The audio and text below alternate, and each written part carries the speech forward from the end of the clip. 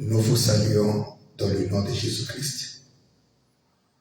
Et encore une fois, c'est une surprise parce qu'on n'est pas habitué à le faire. Mais cette fois-ci, le Seigneur nous a mis à cœur ce désir d'être en direct pour essayer de vous partager ce que le frère Branham attendait des églises, attendait de ses enfants ou le peuple qui croit ce message. Je commencerai par vous dire que Dieu est la division. Dieu n'aime pas la division. Parce que dans son plan, il avait toujours voulu que ses enfants soient unis. C'est pour cela il avait pourvu dans chaque âge un prophète pour unir ses enfants. Maintenant, quand le prophète quitte la scène, c'est en ce moment-là que les problèmes commencent. Donc, je tenais à dire au début que si nous pouvons être unis ensemble, l'enlèvement aura lieu. Nous ne devons pas regarder à nos doctrines, à nos visions, mais plutôt regarder le message. Si nous regardons le message, nous serons unis. Parce que ce message est Christ. Christ n'est pas divisé. Christ est l'unique, et il est un. C'est pour cela, le long de la vie de Frère Branham, il s'est battu à être vraiment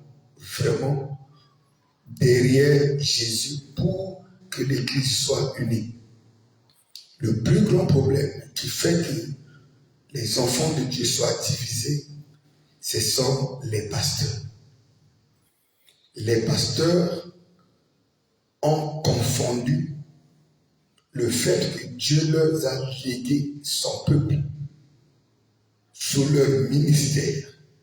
Ils ont fait de ces peuples leur propriété sous prétexte que le frère Branham dit Dieu nous demandera des comptes pour les peuples que nous conduisons.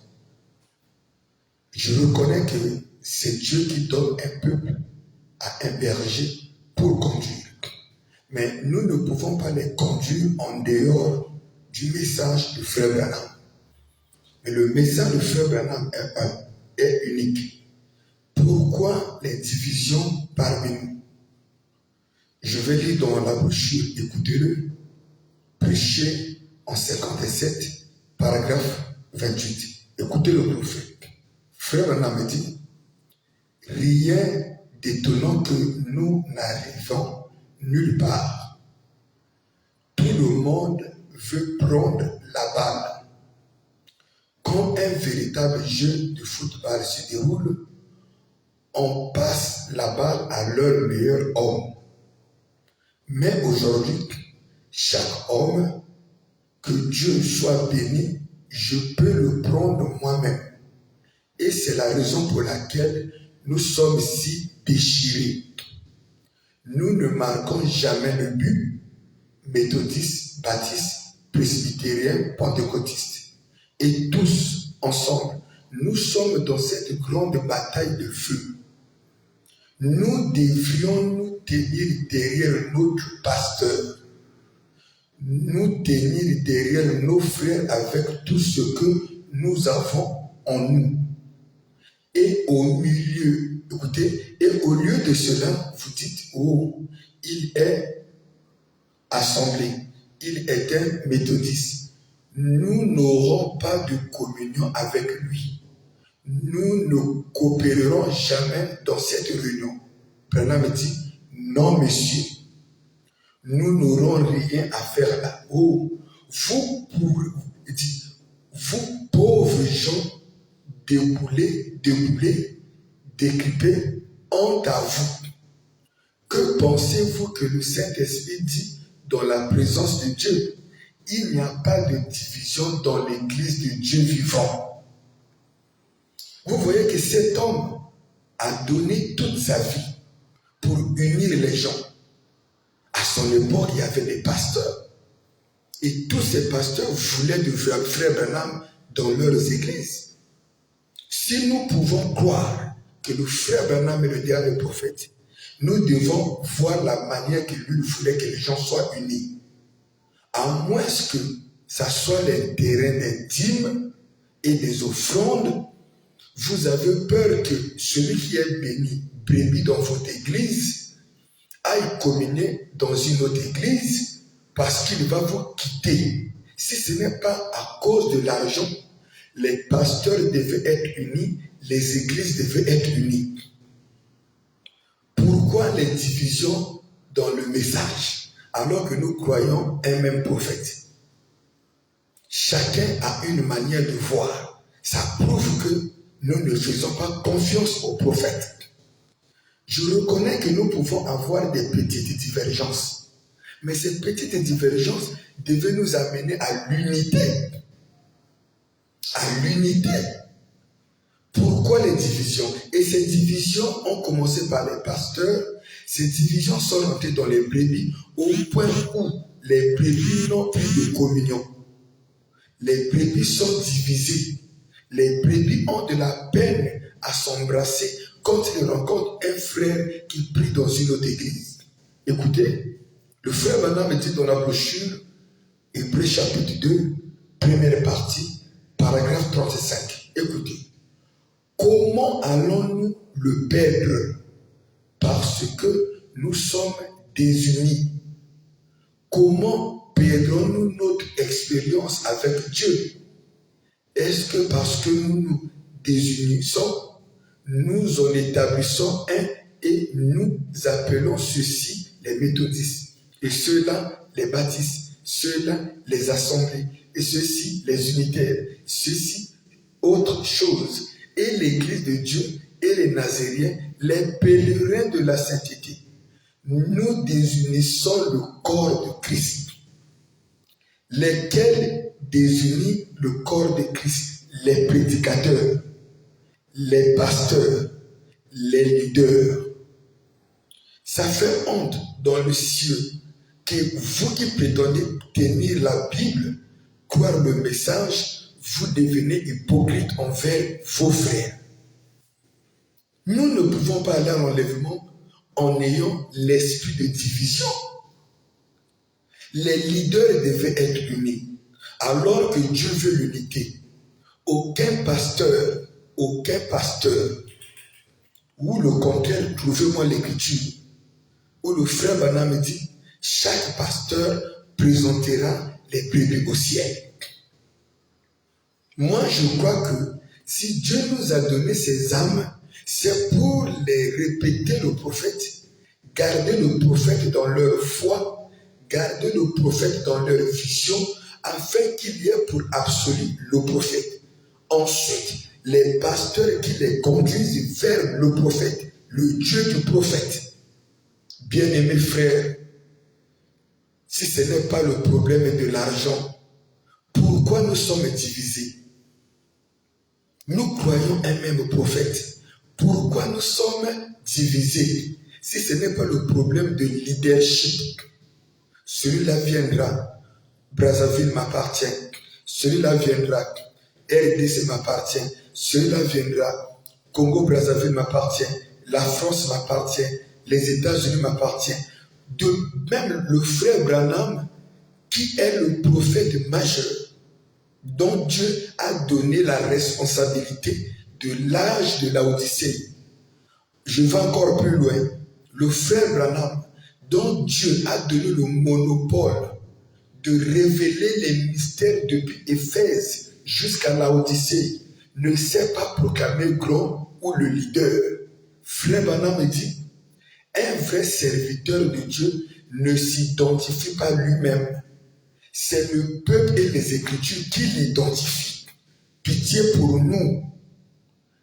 Avec cet esprit, nous ne pouvons pas amener l'Église dans l'unité. Nous voulons être des chefs aucun pasteur ne peut se sentir petit. Tout le monde est leader. Tout le monde a une commission. Tout le monde a un mandat. Laissez le message unir le peuple de Dieu.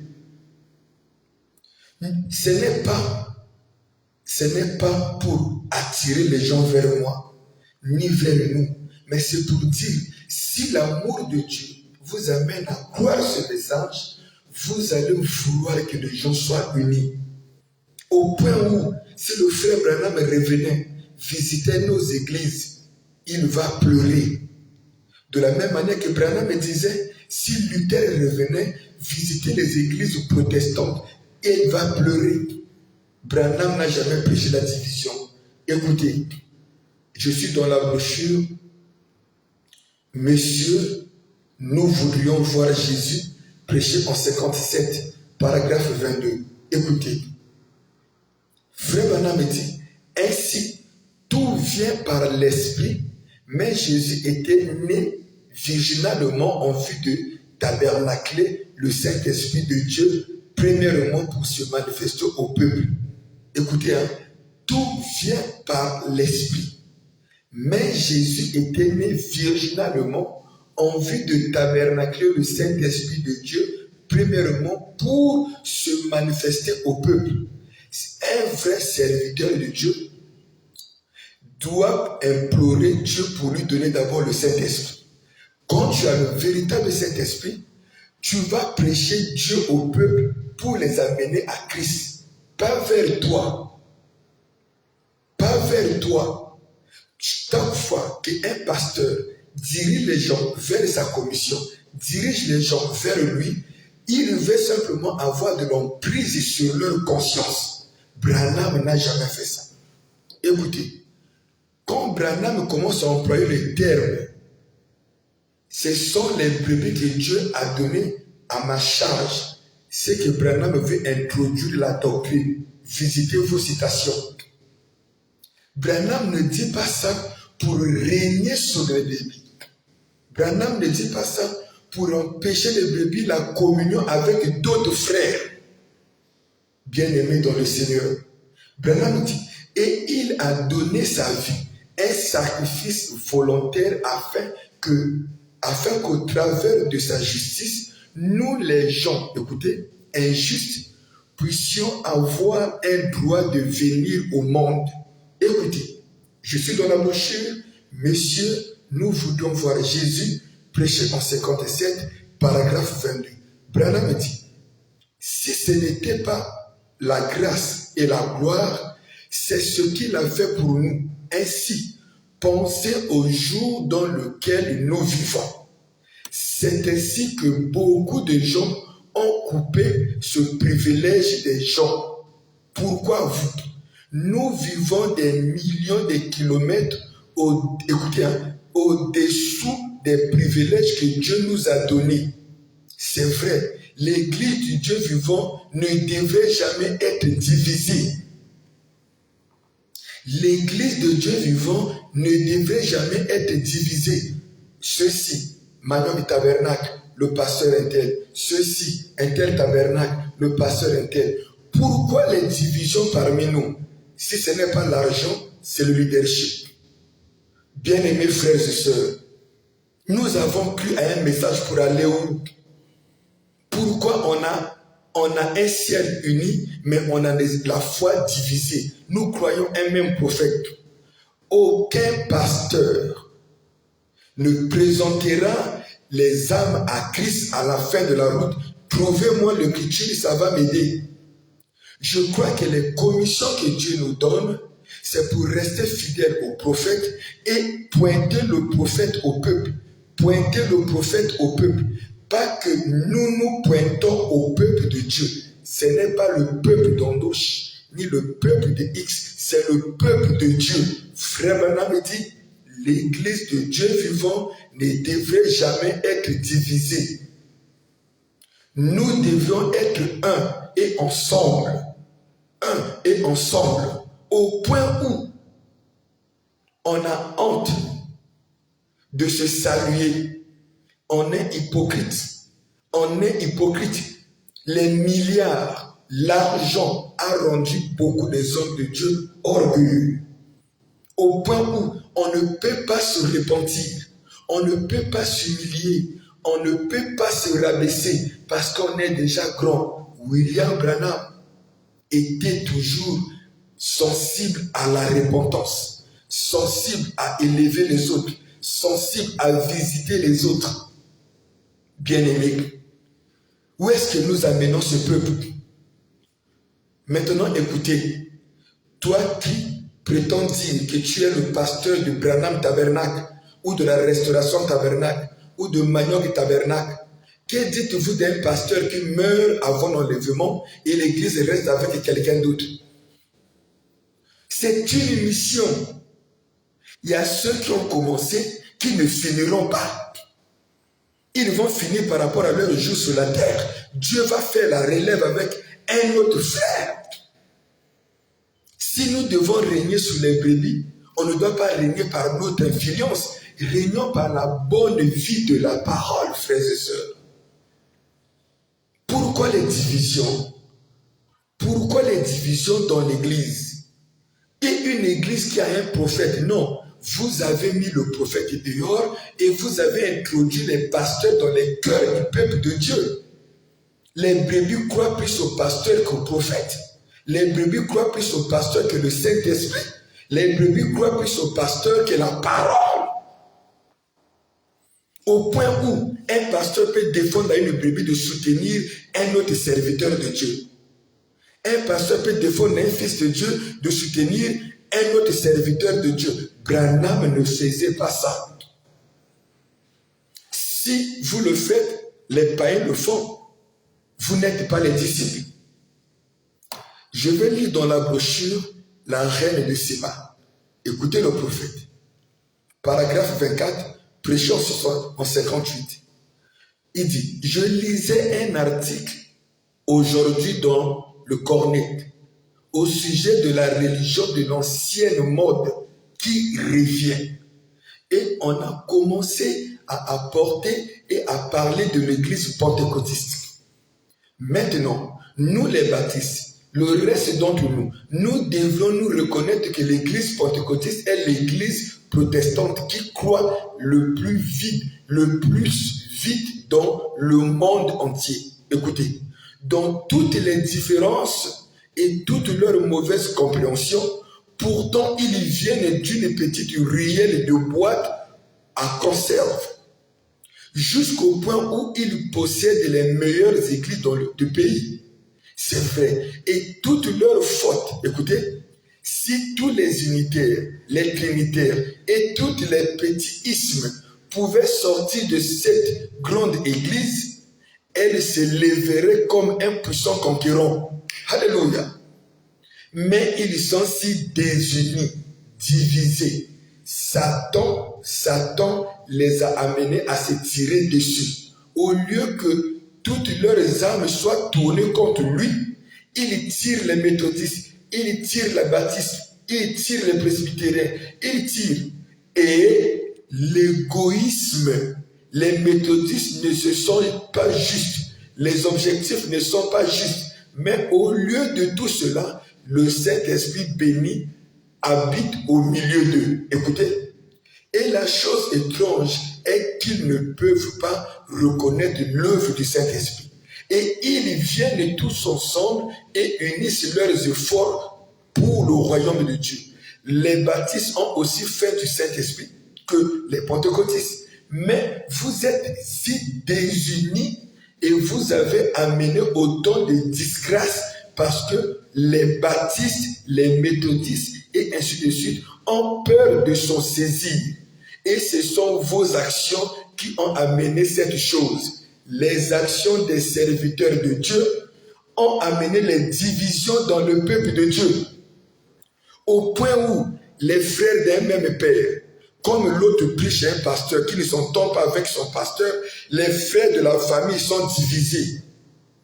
Moi, je crois que c'est les pasteurs qui deviennent les dénominations, pas le message. Pourquoi les divisions?